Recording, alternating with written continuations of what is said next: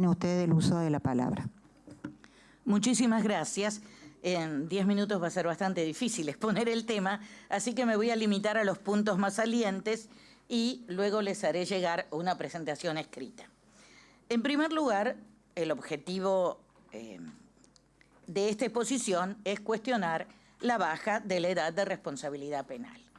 Hace unos cuantos años, en la década del 90, se dictaron numerosas sentencias imponiendo penas perpetuas a menores de edad. Esto hizo que tuviéramos que acudir al sistema interamericano para que revirtiera esta situación que no se pudo solucionar internamente. La Corte Interamericana de Derechos Humanos dictó una dura sentencia, Mendoza, en el año 2014 contra la República Argentina. Tiempo después, en el año 2021, la misma Corte hizo lo que se llama una sentencia de seguimiento para ver qué había hecho la Argentina con su condena y reprochó nuevamente a nuestro país que siguiéramos con el mismo instrumento legal que, dicho sea de paso, tiene 46 años y es anterior a la reforma del 94, que es la que incluyó con jerarquía constitucional la Convención sobre los Derechos del Niño. En esa sentencia de seguimiento insistió y le dijo que apruebe una ley general de justicia juvenil compatible con la Convención y las normas internacionales en materia de justicia juvenil, en particular en lo que respecta a garantizar que la privación de libertad solo se utilice como último recurso o por el periodo de tiempo más breve y que no incluya disposiciones que puedan endurecer las penas o reducir la edad de responsabilidad penal. Por otra parte, en la Observación General 24, el Comité sobre los Derechos del Niño sostiene que no debe fijarse una edad menor a 14 años, pero eso se lo dice a Brasil y Uruguay, que tienen una edad de 12, porque ellos ya tienen edades por debajo de los 14.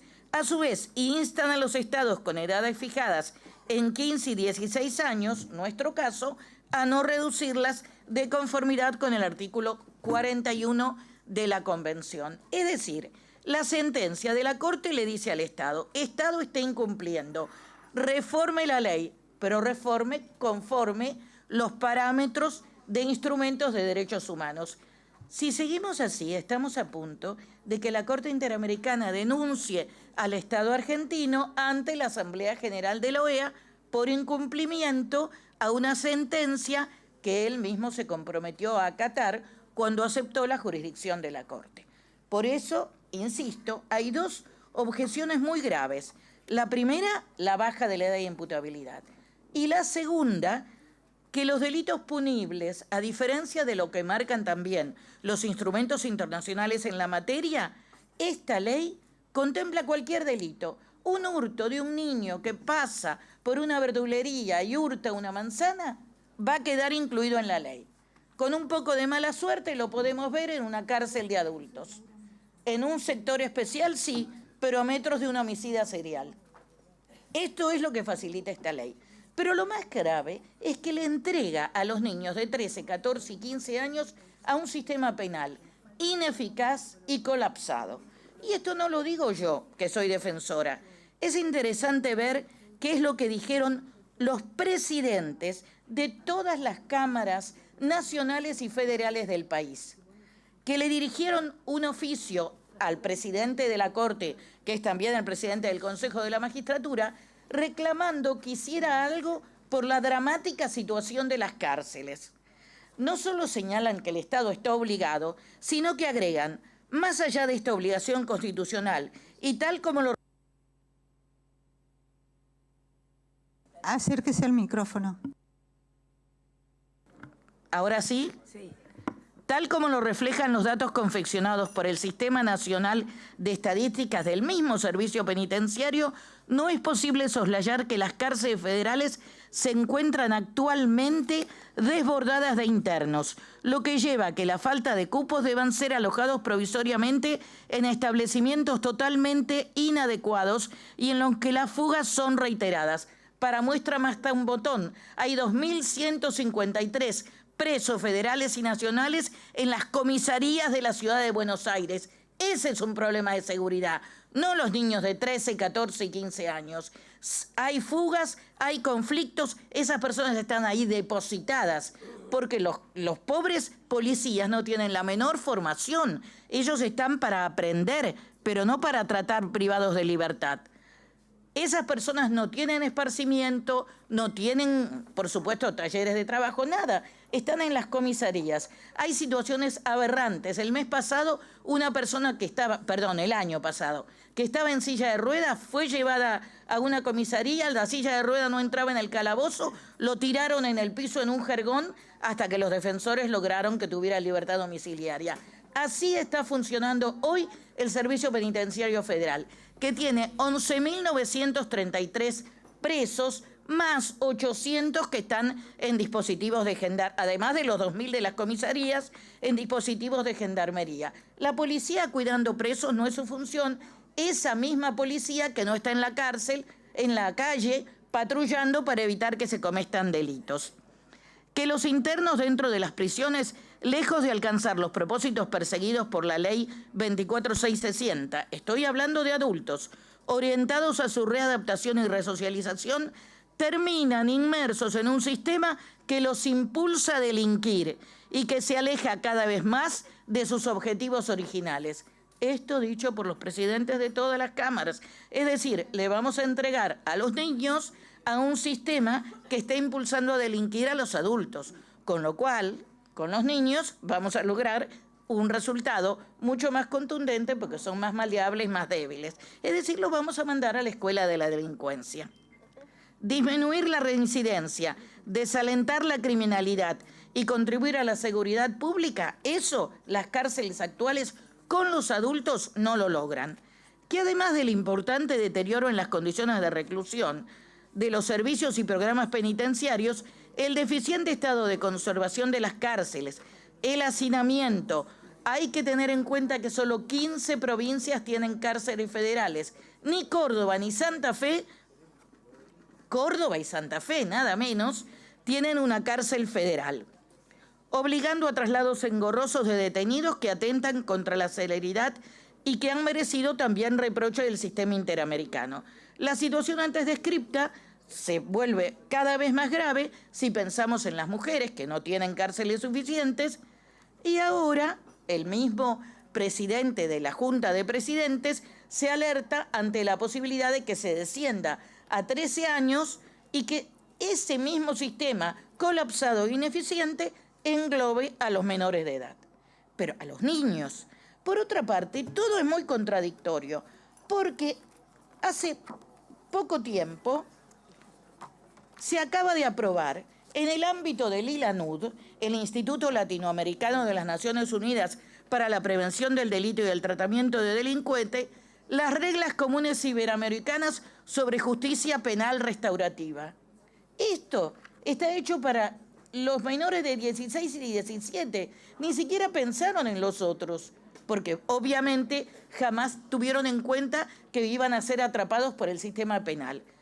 ¿Quién aprobó estas reglas? En la Cumbre Judicial Iberoamericana, que la forman los presidentes de las cortes de toda la región, la Asociación Interamericana de Fiscales, la Asociación de Defensores, pero también intervino un representante del Ministerio de Justicia, que todavía no las aprobó, pero debemos suponer que están de acuerdo. Entonces, ¿a qué estamos jugando? Esto es una apuesta por una postura restaurativa, una postura que tiende a restaurar el tejido social, que piense en la víctima y en el victimario. Este es el futuro, esto es la actualidad. Esto son el protocolo, las reglas comunes, que las difundo porque están en una página web, son perfectamente accesibles. Y por otro lado tenemos este proyecto confuso, largo, que introduce una serie de elementos que van a llevar finalmente a la criminalización de la pobreza. ¿Por qué? Porque los chicos que van a ser atrapados, los niños que van a ser atrapados, son esos niños que la UNESCO dice que se van a la cama sin cenar. Son esos niños que el observatorio de la Universidad Católica dice que hay mamás que tienen que elegir a qué niño manda al colegio porque no le alcanza y entonces a medida que aprenden a leer y escribir lo sacan y mandan a los otros. ¿A dónde va el que aprendió a leer y a escribir? Mal, por supuesto. ¿A dónde va? Simplemente a la calle. A andar por la calle, a tentarse, lógicamente, sin contención.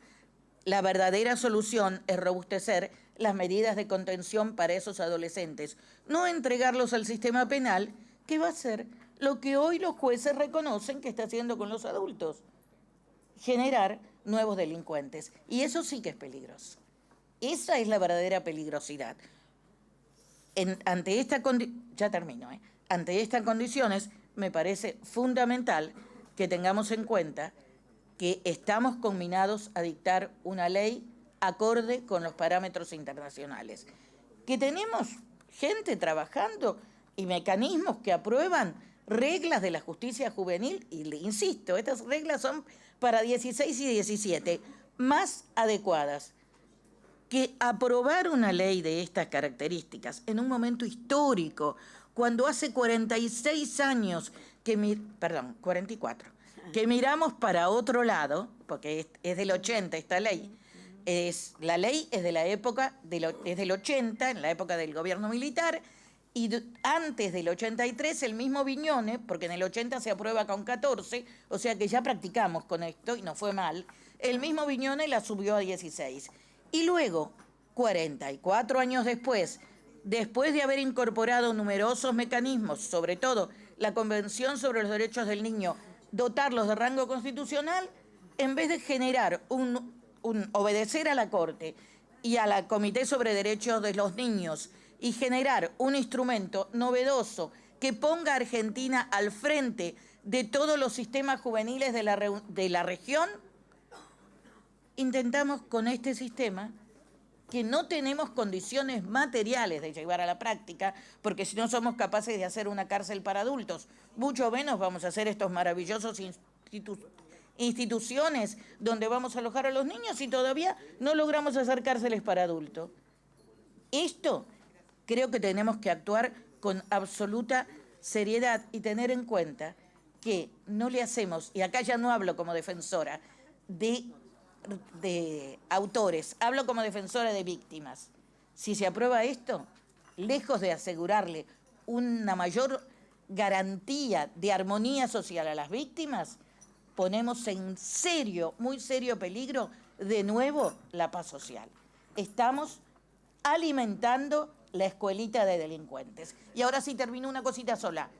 Adhiero a lo que dicen los sacerdotes en Opción por los Pobres, en punto a que otra lucha que hay que dar, y no se da de esta manera, es contra la droga en los barrios. Porque efectivamente los chicos sí son víctimas de la droga en los barrios. Y es muy importante tener en cuenta que contra la droga no se lucha con los soldaditos, que son estos. Contra la droga se lucha contra los grandes traficantes y vigilando los movimientos importantes de dinero. Ahora sí, perdón.